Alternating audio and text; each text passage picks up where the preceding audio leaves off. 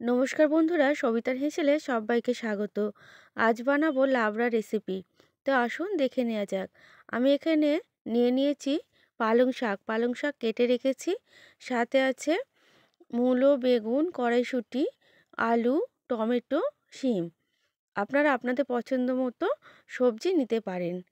আর নিয়েছি ছোলার ডাল। আমি এখানে ছোলার পরিবর্তে ছোলার ডাল নিয়েছি। এবার ছোলার ডাল আর পালং শাক সিদ্ধ করে নেব। ছোলার ডাল আর পালং শাক সিদ্ধ করে নিচ্ছি। আর এইটা সিদ্ধ হওয়ার আগে আমি এর মধ্যে দিয়ে দিয়েছিলাম নুন। নুন দিয়ে আমি এই শাকটা সিদ্ধ করে নিলাম। এবার আমি একটা থালায় ঢেলে রেখেছি। চুবড়িতে জল ঝরিয়ে নিয়ে নিই। এরপর আমি কড়াই বসিয়ে দিয়েছি সর্ষের তেল। ফোড়নে দিয়ে দিলাম 5 ফোড়ন, শুকনো লঙ্কা, তেজপাতা। এবার ফোড়নটাকে ভেজে নেব। ভিডিওটা সম্পূর্ণ দেখার অনুরোধ রইল। আলাদা করে সবজিগুলো না ভেজে আমি এই সমস্ত সবজি দিয়ে দিলাম এই ফোড়নের ওপর। আর একটু বেশি করেই তেল দেওয়া আছে যাতে সবজিগুলো ফোড়নের সাথে ভালো করে ভেজে নেওয়া যায়।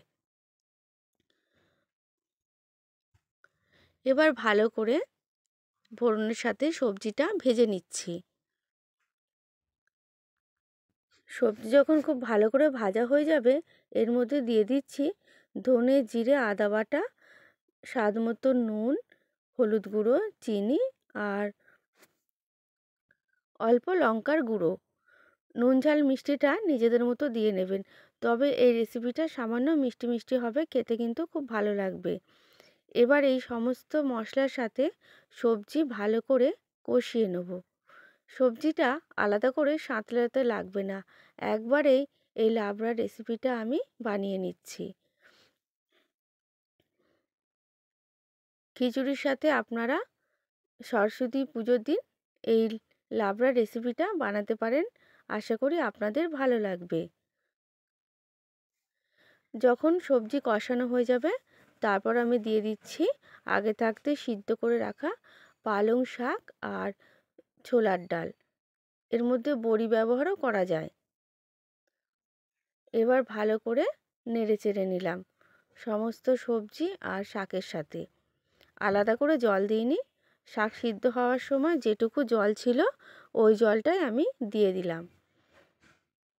আর একবার নেড়ে চেড়ে দিচ্ছি। এখনও কিন্তু জলো জলো ভাব আছে।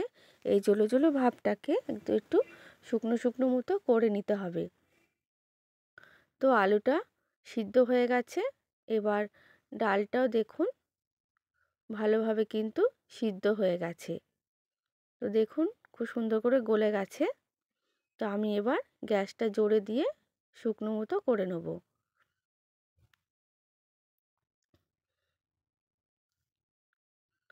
তো বন্ধুরা, আস্তে আস্তে লাবড়ার রেসিপিটা বানিয়ে নিলাম। তো দেখুন এবার একটা পাত্রে ঢেলে নেব। পাত্রে ঢেলে নেওয়ার পর আমি এর ওপর দিয়ে ছড়িয়ে দিয়েছি ভাজা মশলা।